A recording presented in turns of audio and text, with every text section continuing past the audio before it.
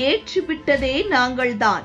வசமாக சிக்கிய அம்மணி ஜோதிகா. இணையத்தில் வைரலாகும் வீடியோ. தமிழில் பிரபல நடிகையாக இருந்த ஜோதிகா முன்னணி நடிகரான விஜய், அஜித், ரஜினிகாந்த் உள்ளிட்டோருக்கு ஜோடியாக நடித்திருந்தார்.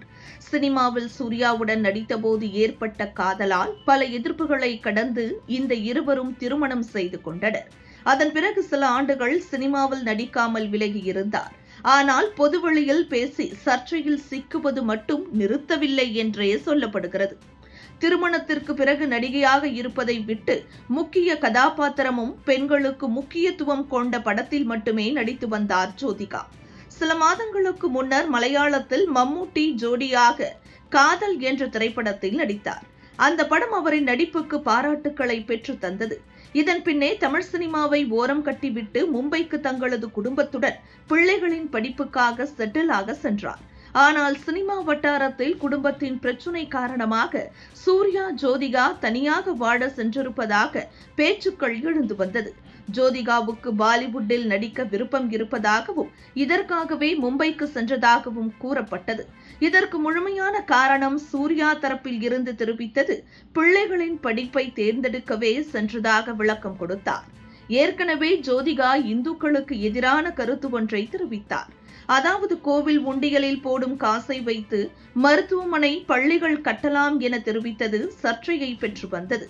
அதிலிருந்து தொடர் சர்ச்சையில் சிக்கி வந்தார். அதன் தொடர்ச்சியாக பாலிவுட் பக்கம் சென்ற ஜோதிகா ஷைத்தான் என்ற படத்தில் அஜய் தேவ்கன் மற்றும் மாதவன் ஆகியோருடன் இணைந்து நடித்தார். இந்த படம் கடந்த மாதம் வெளியாகி நல்ல வெற்றியை பெற்றது. இதனையடுத்து அவர் தொழிலதிபர் ஸ்ரீகாந்த் போலாவின் பயோபிக் திரைப்படத்தில் நடித்துள்ளார். இந்நிலையில் சமீபத்தில் அவர் முக்கிய கதாபாத்திரத்தில் நடித்துள்ள டப்பா கார்டெல் என்ற தொடர் ரிலீஸ் ஆனது. இது சம்பந்தமாக ஜோதிகா அளித்துள்ள தனியார் சேனல் நேர்காணல் ஒன்றில் பேசும்போது, தென்னிந்திய சினிமாவில் ஆண்களுக்கு முக்கியத்துவம் கொடுக்கும் படங்கள் மட்டுமே உள்ளன. பெண்களை பாடல்களுக்கு நடனமாடுவதற்கும் ஆண்களை புகழ்ந்து பேசுவதற்கு மட்டும்தான் பயன்படுத்துகிறார்கள். நான் வேறு பாதையை தேர்வு செய்துள்ளேன். பெண்களுக்கு முக்கியத்துவம் கொடுக்கும் படங்களை தேர்வு செய்து நடித்து வருகிறேன். ஆண்களுக்கு முக்கியத்துவம் கொடுக்கும் படங்களை நிராகரித்து வருகிறேன் என கூறினார். இந்த பேச்சு தமிழ் சினிமாவிலும் எதிர்ப்பை கிளப்பியுள்ளது. மேலும் தமிழ் பட வாய்ப்புகள் வந்தாலும் ஜோதிகா மறுத்து விடுகிறாரா? திருமணத்திற்கு முன்பு தமிழ் சினிமாவில் கொடிகட்டி பறந்தவர்தான் ஜோதிகா.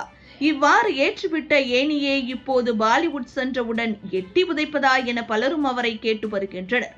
மேலும் இதெல்லாம் சூர்யா கண்டிக்க மாட்டாரா?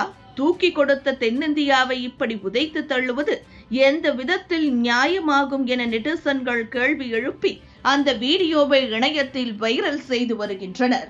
இதுபோன்று முக்கிய நிகழ்வுகள், அரசியல் தகவல்களை ஆழமாகவும் மாறுபட்ட கோணத்திலும் அறிந்து கொள்ள மறக்காமல் உங்கள் IND தமிழ் 24/7 பக்கத்தை பின்பற்றிக் கொள்ளவும். உங்கள் ஒவ்வொரு ஆதரவும் இதுபோன்று பல நிகழ்வுகளின் பின்னணியை அறிய உதவும்.